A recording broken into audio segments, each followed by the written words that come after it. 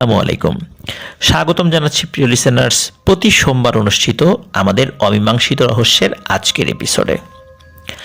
গত এপিসোডে আমরা মিশর নিয়ে কথা বলছিলাম, বিভিন্ন বিষয় নিয়ে আমরা আলোচনা করেছিলাম, মিশরীয় দেবদেবীদের বিভিন্ন কল্পকাহিনী নিয়ে। সেখানে আমরা আলোচনা করতে করতে একটি পর্যায়ে একটি বিষয়ে উপনীত হই, সেটি হলো যে অনেকেই গবেষণা করে এটি বলেছেন যে মিশরীয় যে দেবদেবীদের কথা বলা হয় সেগুলো একটা সময় মানুষ ছিল, কিন্তু এই মানুষগুলোরই কিছু কিছু ক্ষমতা মানুষের মুখে মুখে চলে আসে এবং এরাই একটা সময় দেবতায় রূপান্তরিত হয় মানুষের বিশ্বাসের মধ্যে। একটি সময় অনেক জাদুবিদ্যার প্রচলন ছিল, আর এই জাদুবিদ্যার ফলে একটা সময় পরবর্তীতে মানুষের কাছে তারা দেবতা তুল্য হয়ে ওঠেন। তবে এটা কতটুকু সত্য, আদৌ এই টাইপের মানুষ ছিল কি ছিল না সেটা নিয়ে অবশ্য প্রশ্ন রয়েছে। তো যাই হোক, গত এপিসোডে আমরা প্রাচীন স্ফিংস, পিরামিড এগুলো নিয়েও কথা বলেছিলাম। তবে আলোচনা করতে করতে একটি বিষয় আমরা বলেছিলাম বা একটি শব্দ উচ্চারণ করেছিলাম, সেটি হচ্ছে হায়ারোগ্লিফিক। হায়ারোগ্লিফিক এক ধরনের বর্ণমালা, কিন্তু এই বর্ণমালাগুলো এই যে আমরা যেভাবে এ বি সি ডি, আলিফ বা তা বা অ আ ক খ এরকম না, এটা হচ্ছে চিত্রভিত্তিক এক ধরনের বর্ণমালা। এটা মিশরীয়রা ব্যবহার করতেন।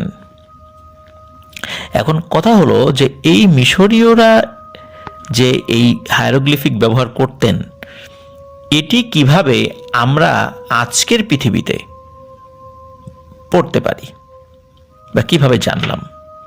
চলুন আজকের আলোচনার শুরুতে এই বিষয়টি নিয়ে আলোচনা করি। মিশর নিয়ে আমরা যে এখন এতটা জানি, আগেকার দিনে মানুষ কিন্তু এতটা জানতো না, কারণ তারা কিন্তু এই হায়ারোগ্লিফিক্স পড়তে পারতো না। হায়ারোগ্লিফিক শব্দের অর্থটা হচ্ছে ঈশ্বরের শব্দ। সত্য কথা বলতে 1820 সালের আগে আধুনিক কোনো মানুষ মিশরীয় লেখা পড়তে পারতেন কিনা সেই বিষয়ে যথেষ্ট সন্দেহ রয়েছে। আর 1820 সালের দিকেই মূলত এই হায়ারোগ্লিফিক পড়ার উপায় উদ্ধার হয়, কিন্তু সেটা কিভাবে চলুন জেনে আসি। একটা পাথরের আবিষ্কার এই অনুবাদের দ্বার খুলে দেয়। পাথরটার নাম রজেটা, অনেকে রসেটা বলে, রসেটা স্টোন। 1799 জুলাইয়ে মিশরের নীল নদের তীরে রশিদ শহরের কাছে পাথরটি পাওয়া যায়। আবিষ্কার করেন পিয়েরে ফ্রাঙ্কোয়েস বুচার্ড নামের এক ফরাসি সৈনিক। তখন নেপোলিয়নের ফরাসি বাহিনীর বিজয় উৎসব চলছে মিশরে। পরে ফ্রান্সকে পরাজিত করে ব্রিটিশরা এবং তখন এ পাথর তারা দখল করে নেয়। কিন্তু কি ছিল এ পাথরে? হযরত ঈসা আলাইহিসসালামের জন্মের 196 বছর আগে রাজা পঞ্চম টলেমি মিশরের মেমফিস নগরীতে এক আইন জারি করেন। সেই আইন এই পাথরে খোদাই করে লেখা হয়, তবে এক ভাষায় না, 3 ভাষায়। এই পাথরের উপর একই আইন 2 রকম মিশরীয় ভাষা আর প্রাচীন গ্রিক ভাষায় লেখা ছিল। 2 মিশরী ভাষা ছিল, একটা হায়ারোগ্লিফিক আর একটা স্থানীয় মিশরীয় লিখিত ভাষা, যেটাকে ডেমোটিক বলে থাকে। দেখতে এখনকার আরবি ভাষার মতো কিছুটা। 1822 সালের দিকে হায়ারোগ্লিফিক পাঠোদ্ধার সম্ভব হয়। প্রাচীন গ্রিক তো পড়াই যায়, সুতরাং হায়ারোগ্লিফিক হরফেও তো একই জিনিস লেখা আছে, তাই না? ধরুন যে একই আইন, একই কথা 3 ভাষায় লিখিত আছে, তো প্রাচীন গ্রিক যদি আমরা পড়তে পারি যে সেখানে কি লেখা, তাহলে ওই একই লাইনে যেই হায়ারোগ্লিফিক দিয়ে লেখা রয়েছে বা চিত্রভিত্তিক, তাহলে কোন চিত্রটি কি বর্ণ ইন্ডিকেট করে সেই তো বোঝা যাবে। এইভাবে মূলত এটার পাঠোদ্ধার সম্ভব হয়। সুতরাং আমরা বুঝতেই পারি যে কোন শব্দের সাথে অন্য কোন ভাষার কোন শব্দ মেলে, সেটা দেখে ভাষাবিদরা বের করে ফেললেন কিভাবে হায়ারোগ্লিফিক পড়তে হয়। পাথরটি এখনো কিন্তু রয়েছে মিউজিয়ামে, এটাকে রজেটা স্টোন বলা হয়। আর হায়ারোগ্লিফিক পড়তে পারার কারণে হাজার হাজার হায়ারোগ্লিফিকের খোদাই করা লেখা আমরা কিন্তু পড়তে পারলাম। জানতে পারলাম কত অজানা জিনিস। এজন্য রজেটা পাথরকে বলা হয় হায়ারোগ্লিফিক পড়ার চাবিকাঠি। এমনকি যে কোনো কোড, সিক্রেট কোনো কোডকে ডিকোড করে পড়তে গেলেই সেই ডিকোডারকে এখন বলা হয় রজেটা স্টোন। হায়ারোগ্লিফিক পড়তে পারার আগ পর্যন্ত পিরামিডের ভিতরে কবরের চারপাশে এসব অদ্ভুত লেখা দেখে মানুষ ভাবত এগুলো নিশ্চয়ই অভিশাপ। তখন থেকেই এই অভিশাপের গুজব শুরু হয়। তুতেনখামেনের কবরের অভিশাপ তার মধ্যে একটি, যদিও বা এটি নিয়ে রয়েছে অনেক মজার কাহিনী। অনেকের মনে প্রশ্ন থাকতে পারে যে আসলে অভিশাপ এটি কি সত্য বা এটা কি আদৌ হয়? তো যাই হোক, সেটা অন্য প্রসঙ্গ। অভিশাপ নিয়ে আমরা অন্য কোনো একটা সময় বিস্তারিত আলোচনা করব ইনশাল্লাহ। এখন চলুন আমরা যাই মিশরীয় জাদুর বিষয়ে। মিশরে হাউস অফ লাইফ বা পার আঙ্ক নামে একটি সংগঠন ছিল। এটি ছিল মূলত জাদু চর্চার সংগঠন। এখানে জাদু শেখানো হতো। এখান থেকেই জাদুকররা জাদু শিখে বের হতো। প্রত্যেক প্রদেশে ছিল হাউস অফ লাইফের একটি করে শাখা। সিনিয়র জাদুকর, জুনিয়র জাদুকর, স্ক্রাইব, বিভিন্ন পদমর্যাদায় ভাগ করা ছিল হাউস অফ লাইফ। ছিলেন শিক্ষানবিশগণ, মানে ইন্টার্নি। প্রত্যেক জাদুকর পরিধান করতেন আলখেল্লা, আর তার জাদু শিক্ষা সময়কালের মধ্যে তাকে শিখে নিতে হতো জাদুদণ্ডের ব্যবহার। সাথে ছিল দড়ি। জাদুদণ্ড ছিল দুই প্রকার, একটাকে বলা হতো স্টাফ আর একটাকে বলা হতো ওয়ান্ড। স্টাফ এগুলো ছিল আকারে বড়। এটা ছিল প্রধান অস্ত্র জাদুকরদের। তুখর জাদুকরেরা হাতের স্টাফকে সাপে রূপান্তর করতে পারতেন, কখনো জলহস্তী, কুমির বা অন্য কোনো ভয়ঙ্কর জন্তু জানোয়ারেও তারা রূপান্তর করে ফেলতে পারতেন। দ্বিতীয় ছিল ওয়ান্ড। এগুলো আকারে স্টাফ থেকে ছোট ছিল এবং এর ব্যবহারও ছিল সহজ। কিছুটা বাঁকা ছিল, যেটি আইভরির তৈরি ছিল। শত্রুর মন্ত্রকে প্রতিহত করা, প্রতিরক্ষা ব্যবস্থা গড়ে তোলা কিংবা প্রতিরক্ষার কাজে এই ওয়ান্ড ব্যবহৃত হতো।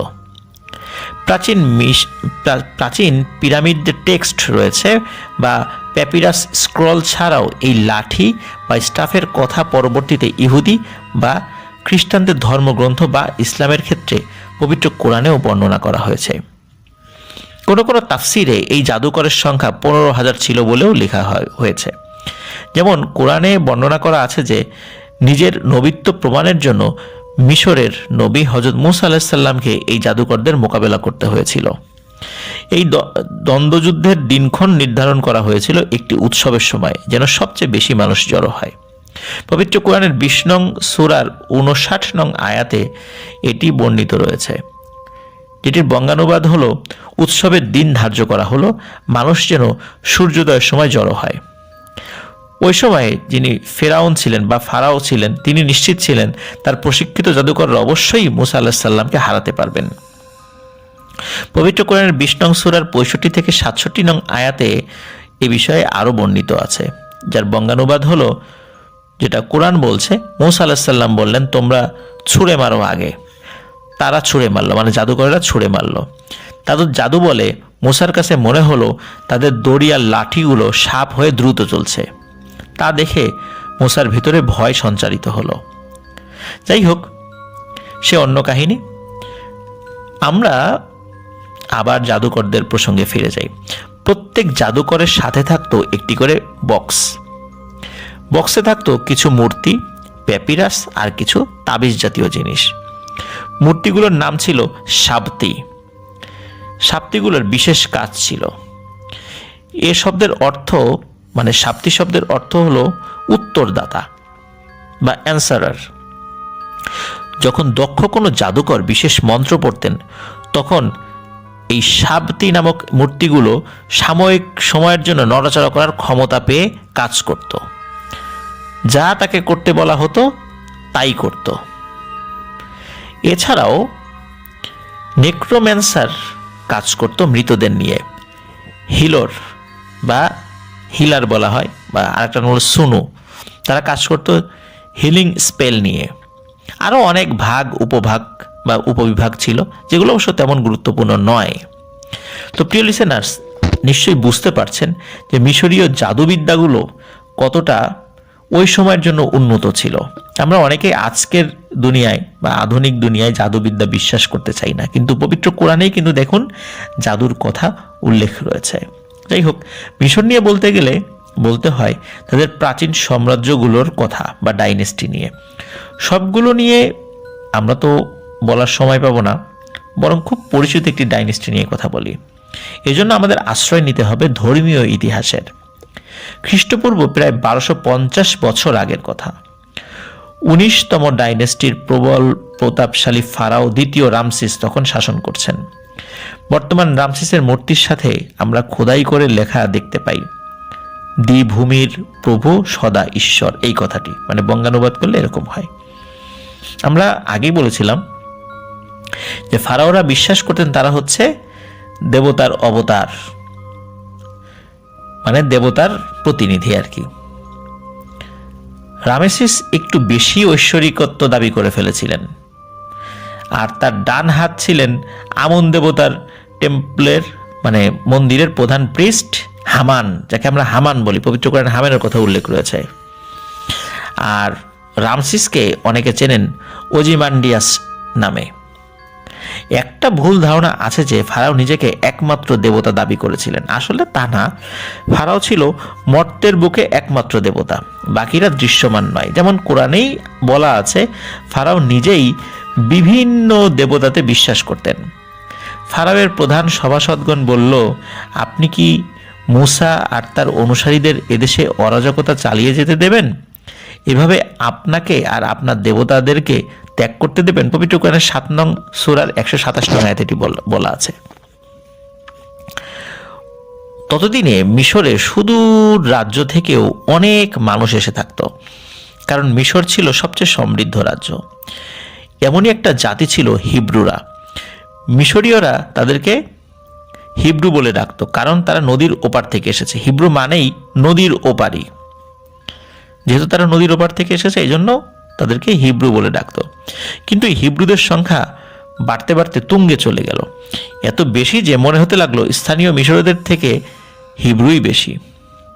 সম্ভবত রামসিসের বাবা, সেটি দ্য ফার্স্ট ফারাও, আশঙ্কা শুরু করলেন যে এই দাস হিব্রুরা কোনোদিন যদি শত্রু রাজ্যের সাথে হাত মেলায় তাহলে আর মিশরের রক্ষা নেই। সুতরাং এদেরকে সরিয়ে ফেলতে হবে, কারণ এত সংখ্যক মানুষ যদি শত্রু রাষ্ট্রের সাথে হাত মেলায় তাহলে মিশরের পতন অনিবার্য। এরকম কোনো একদিন ফারাও স্বপ্ন দেখলেন অদ্ভুত একটা বিষয়। পূর্ব দিক থেকে আগুন এসে তার রাজ্য পুড়িয়ে দিচ্ছে, কিন্তু হিব্রুদের ক্ষতি হচ্ছে না। জাদুকরদের জিজ্ঞেস করলেন তিনি, এর অর্থ কি? তারা বিভিন্ন হিসাব নিকাশ করে বললেন, এই হিব্রুদের এক সন্তান তার রাজত্ব বা রাজ্য খতম করবে এবং নাস্তানাবুদ করে ছাড়বে। ফারাও রেগে গিয়ে আদেশ দিলেন, সকল হিব্রু সদ্যজাত পুত্রকে হত্যা করতে হবে। যেহেতু পুত্র সন্তানের কথা বলা হয়েছিল, তখন ফারাওয়ের সবার অর্থনীতিবিদ তাকে অনুরোধ করলেন 1 বছর অন্তর অন্তর সন্তান হত্যা করতে, না হলে লোক বলে টান পড়বে, কারণ সকল কাজই তো এই হিব্রু দাসদের দিয়েই করানো হয়। তাই ফারাও আদেশ করলেন প্রতি বিজোড় বছর এই নবজাতক নিধন চালাতে হবে। সেটাই করা হলো। এভাবেই চলতে লাগলো দিনের পর দিন। এমনই একদিন ফারাওয়ের পরিবারের মেয়ে সদস্যরা সঙ্গিনী সহ যখন ঘাটে ছিলেন, তখন নীল নদের পানির স্রোতে একটি বাক্স তারা দেখতে পেল। এই বাক্সটি যখন একদম কাছ দিয়ে যাচ্ছিল, তখন সবাই ঝাঁপিয়ে পড়লো দেখতে যেতে কি আছে। ভেবেছিল হয়তো এর মধ্যে কোনো ধন সম্পদ রয়েছে, এর মধ্যে কোনো ধন সম্পদ ভরে কেউ ভাসিয়ে দিয়েছে, অথবা কোনো জাহাজ থেকে এই ধন সম্পদ ভর্তি কোনো একটা বক্স পড়ে গিয়েছে, পড়ে ভাসতে ভাসতে এখানে চলে এসেছে। এক একজন এক এক রকমভাবে ভাবছিলেন। কিন্তু সেটি খুলতেই দেখা গেল ফুটফুটে এক ছেলে। তখন সেখানে উপস্থিত আগের ফারাওয়ের কন্যা, বর্তমান ফারাওয়ের স্ত্রী নেফারতারি সেখানে ছিলেন। পানি থেকে তুলে আনায় তার নাম রাখলেন মোশে। মিশরীয় ভাষায় তুলে আনা বা বের করে আনা, এটা যে শব্দটা ইউজ করা হতো তার নাম ছিল মোশে তিহু। চেহারা দেখে বোঝা যাচ্ছিল এই ছেলে মিশরীয় না, হিব্রু। খবর ফারাওয়ের কানে চলে যায় যাওয়ার সাথে সাথে ভবিষ্যৎবাণীর কথা মনে পড়ে যে জাদুকররা কি বলেছিল। তিনি সাথে সাথে মোশেকে মেরে ফেলতে বললেন, কিন্তু তার স্ত্রী বললেন, ও আমাদের চোখের মণি, তোমারও আমারও, একে মেরো না, আমাদের কাজে আসবে ও, কিংবা আমরা তাকে দত্তক নিতে পারি। এই কথাটি পবিত্র কোরআন 28 নং সূরা 9 নং আয়াতে বলা হয়েছে। তো যাই হোক, ফারাওয়ের স্ত্রীর কথা শুনে ফারাও একদম গোলে পানি হয়ে গেলেন। রানী লোক লাগালেন দুধ মা রাখার জন্য। এমন সময় মিরিয়াম নামের এক হিব্রু মেয়ে এসে বলল সে নাকি এক হিব্রু নারীর খোঁজ দিতে পারে যে কিনা এই হিব্রু বাচ্চাটাকে দুধ খাওয়াতে পারবে। আমরাম নামের একজনের স্ত্রীকে নিয়ে আসলো এই মিরিয়াম। ফারাও জানলেনও না এই নারী এই মোশের আসল মা, আর এই যে বালিকাটি, এই বালিকাটি তারই বড় বোন। আর তার ঘরে জোর বছরে জন্ম নেয়া এক বড় ভাইও আছে। ধীরে ধীরে বড় হতে লাগলেন রাজপুত্র মোশে। প্রাসাদে তার খেলার সাথী তারই সৎ ভাই ও অন্য রাজপুত্র। রামসেসের পুত্রদের মধ্যে সবচেয়ে বিখ্যাত ছিলেন মারনেপ্তাহ। আপন ভাইদের মতোই বড় হতে লাগলেন তারা। একদিন খেলতে খেলতে শিশু মোশে ফারাওয়ের কোলে বসে মুষ্টিবদ্ধ করে টান দিল ফারাওয়ের দাড়ি। সাথে সাথে ফারাওয়ের সন্দেহ হলো, এই ছেলে কি সেই ছেলে যার কথা স্বপ্নে বলা হয়েছিল? জাদুকররা কি এর কথাই বুঝিয়েছিল? সাথে সাথেই তাকে মারতে প্রস্তুত হলেন ফারাও। কিন্তু ফারাওয়ের স্ত্রী ছুটে এসে থামালেন, তাকে যুক্তি দিয়ে বোঝালেন এ তো শিশু মাত্র, ও কি আর বুঝে শুনে এমন করেছে? কিন্তু ফারাওয়ের মন থেকে তো সন্দেহ যায় না। ফারাও তাকে পরীক্ষা করতে চাইলেন। শিশু মোশের সামনে দুটো পাত রাখা হলো, একটাতে রুবি পাথর ছিল আর একটা জ্বলন্ত কয়লা। মুসা একটা জ্বলন্ত কয়লা ধরে মুখে পুড়ে দিলেন, আর সাথে সাথে তার জিহ্বা পুড়ে গেল। ফলে আজীবনের জন্য রাজপুত্র মোশে হয়ে গেলেন তোতলা। এই ঘটনা দেখে ফারাও আর মারতে গেলেন না মোশেকে। তিনি চিন্তা করলেন সে যদি সত্যি সত্যি নবী হতো বা ওই ধরনের কোনো শিশু হতো, তাহলে তো সে ওই রুবি পাথরটা নিত, কয়লা চিনত না, কারণ কয়লা তো ক্ষতিকর। ও যা বুঝতো বা সে মনে করতো যে এটা তো মুখে দিলে বা ধরলে আমার ক্ষতি হবে। কিন্তু যেহেতু সে ভুল করে রুবি পাথর না ধরে কয়লাকে ধরেছে, তার মানে এটি একটা সাধারণ শিশু। যাই হোক, আদর্শ রাজপুত্রের মতোই বড় হতে লাগলেন মোশে।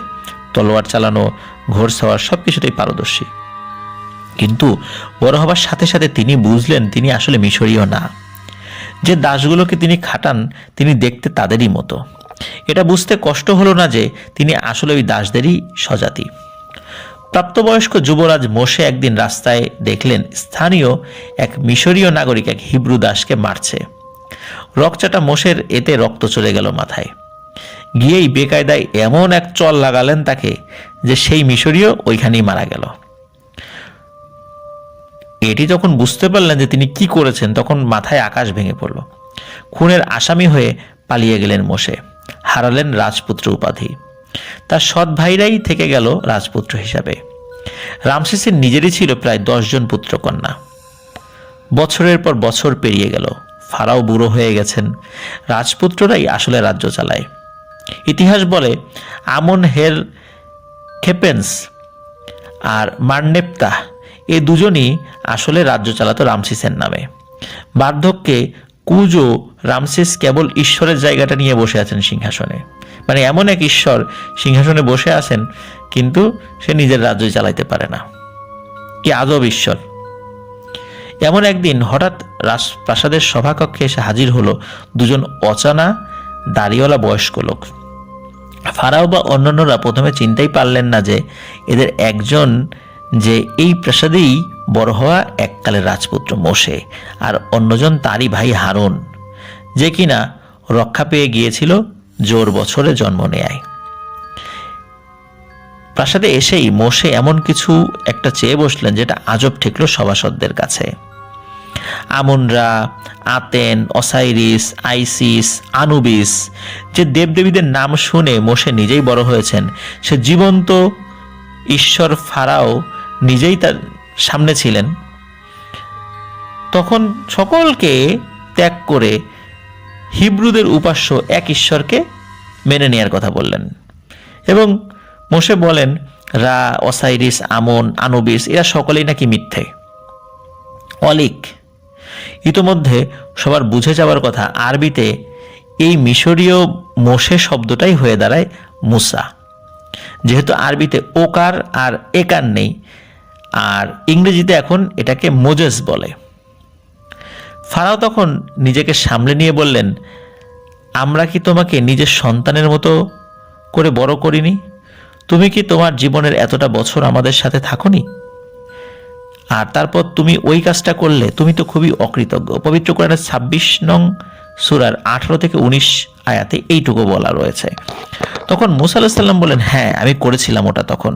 তখন আমিও ভুল পথে ছিলাম, আপনাকে আমি ভয় পেতাম, তাই পালিয়ে গিয়েছিলাম খুনটা করে। এরপর আমার প্রভু আমাকে পথ দেখালেন, আমাকে জ্ঞান দিলেন, আর তারপর আমাকে দূত করে পাঠালেন। আর কিসের অকৃতজ্ঞতার কথা বলছেন আপনি? আমার জাতি ইসরায়েলের দাস বানিয়ে রাখার কৃতজ্ঞতা? ফারাও বললেন, তো তোমার এই ঈশ্বরটা কে? তোমার প্রভুটা কে? মুসা আলাইহিস সালাম বললেন, আকাশ পাতাল আর এ দুইয়ের মাঝে যা কিছু আছে সব কিছুর ঈশ্বর তিনি বা প্রভু। ফারাও চারপাশে সবার দিকে তাকিয়ে বিদ্রুপ করে বললেন, শুনছো তোমরা? মুসা আলাইহিস সালাম তখন বললেন, জি, আপনার আর আপনার বাপদাদারও ঈশ্বর আমার ঈশ্বর।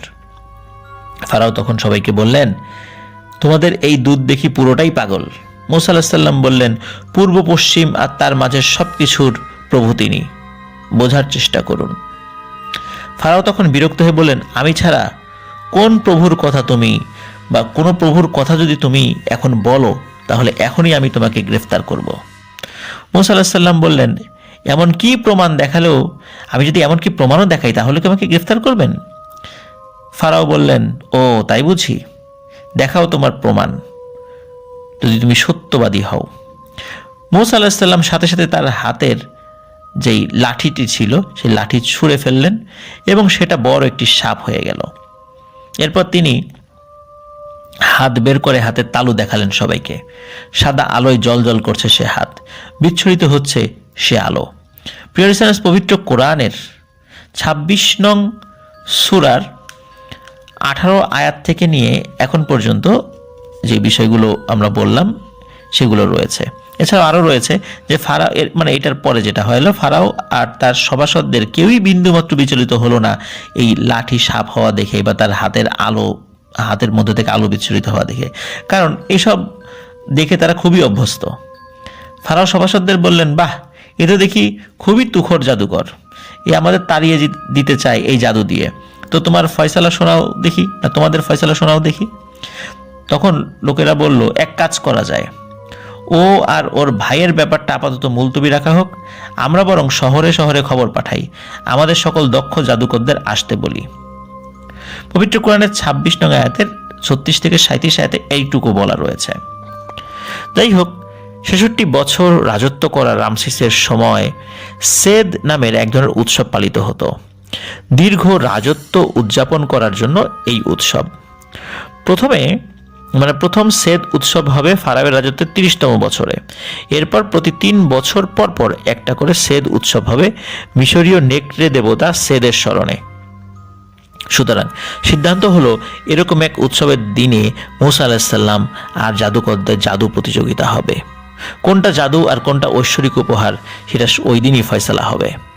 সবচেয়ে বড় এই উৎসবে অনেক অনেক মানুষ জড়ো হবে।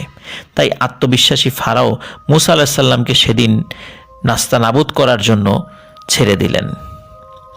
রাজ্যের সকলেই অপেক্ষা করতে লাগলো সেই দিনের জন্য। প্রিয় লিসেনার, সেই দিনে কি হয়েছিল অনেকেই জানেন যে মুসা আলাইহিস সালাম এসেছিলেন।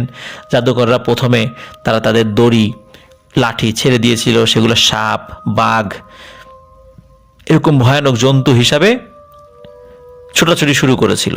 মানুষজন সেটা দেখে ভয় পাচ্ছিল। তখন মুসা আলাইহিস সালাম আল্লাহর নির্দেশে তার হাতের লাঠিটি ছেড়ে দেওয়ার সাথে সাথে সেইটাই বিশাল একটি অজগরে রূপান্তরিত হয় এবং সকল সাপ বাঘকে খেয়ে ফেলে। তখন ওই জাদুকররা বলে ওঠে, আমাদের এই জাদুকে খেয়ে ফেলার মতো ক্ষমতা কারো নেই। সুতরাং মুসা আলাইহিস সালাম নিশ্চয়ই সৃষ্টিকর্তার প্রেরিত একজন দূত, তখন সবাই মুসা আলাইহিস সালামের প্রভুকে মেনে নেয়। এটি কাহিনীর মূল কথা। প্রিয় লিসেনার্স, যে বিষয়টি বলার জন্য এতগুলো কথা বলা, সেটি হলো যে এই যে জাদুর যে ব্যাপারগুলো, প্রাচীন মিশরের যে জাদুর ব্যাপারগুলো, আমরা আজকে জাদু বিশ্বাস করি না, কিন্তু আসলেই তো জাদু আছে। পবিত্র কোরআনে সেহের শব্দটা একাধিকবার রয়েছে, যেটার অর্থ জাদু। আর মিশরীয় বিভিন্ন স্থান বা স্থাপত্য বা বিভিন্ন জায়গাগুলোতে আমরা জাদুর ব্যাপক ব্যবহার দেখতে পাই। অনেক রহস্যময় বিষয়ের সূত্রপাত ঘটে মিশর থেকে। কেন সেটা?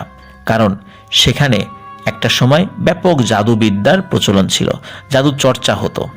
কালের বিবর্তনে অনেক কিছুই হারিয়ে গিয়েছে, কিন্তু অনেক নিদর্শন এখনো রয়ে গিয়েছে। জাদুর কিছু কিছু প্রভাব এখনো রয়ে গিয়েছে, যার কারণে আমরা মিশর সম্পর্কে এমন কিছু ধারণা পাই বা এমন ধারণা আমাদের মধ্যে সৃষ্টি হয়েছে যে ওখানে এমন সমস্ত অমীমাংসিত বিষয় রয়েছে যেটা আজ পর্যন্ত কেউ মীমাংসা করতে পারেনি। সত্যি সত্যি তাই, মিশরে এমন অনেক জিনিস রয়েছে যার রহস্য আজও অমীমাংসিত।